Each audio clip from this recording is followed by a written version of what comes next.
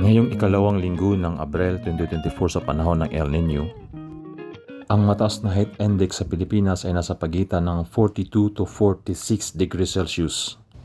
Kung saan kumakalat ang mga videos sa social media na ang init ng araw sa ganitong temperatura ay nakakaluto daw ng itlog.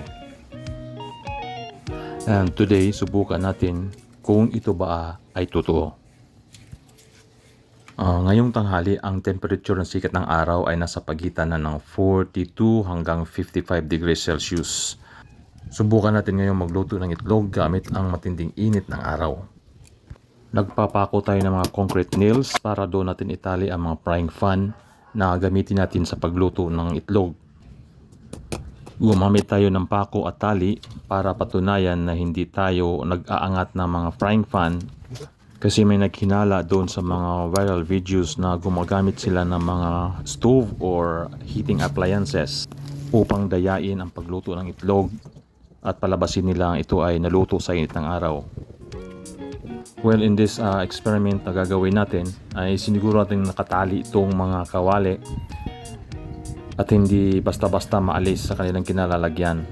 Kung sakaling maluto man, this is to prove na talagang hindi natin ginamit ang stove or any heating appliances. Upang masilyuhan ang pagkatali ng strings, gumamit tayo ng papel na sinulatan natin ng pentel pin at pinadiktan natin ng scotch tape. At ipinupulupot doon sa pinagtalian ng string. Dito hindi na basta-basta matanggal ang pagkatali. At ngayon po ay alas 12 tanghali ng tapat.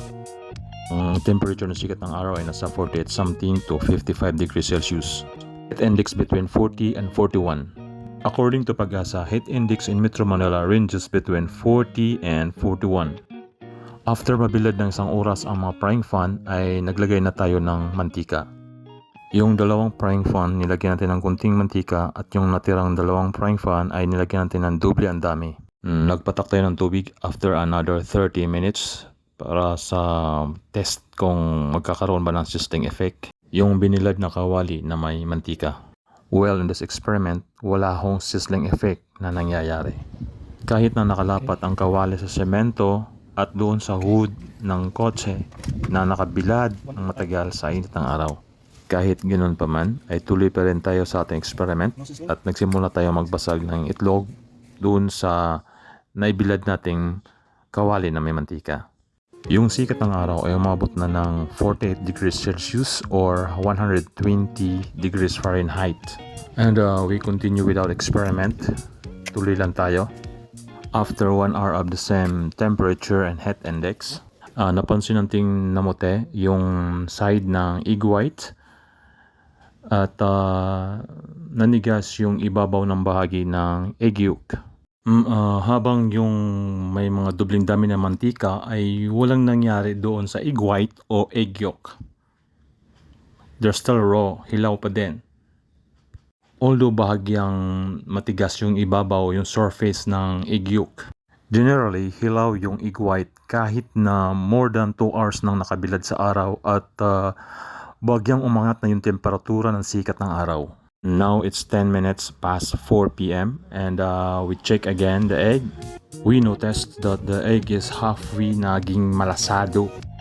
Pero generally, hilaw pa rin siya. Ayan, mapansin nyo, no, kapag sinundot mo ay runny pa rin yung texture ng egg. Sign na hilaw pa yung itlog. And as you notice, walang sizzling effect. No, hindi tumatalsik-talsik yung mantika and hindi naman ako napaso. So, hindi siya masyadong mainit. This concludes that the heat index between 40 to 42 is not enough to cook even an egg.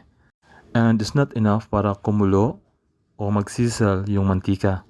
As you can see, after long hours na binilad din sa araw, ay hilaw pa rin yung itlog. So, ang gagawin na lang natin para maluto to ay sama-sama na lang natin itong mga itlog nito para di masayang.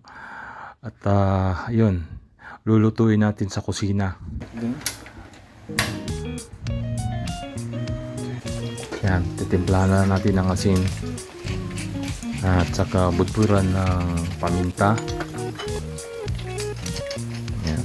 At haluin, tapos ihain natin at kainin lang natin.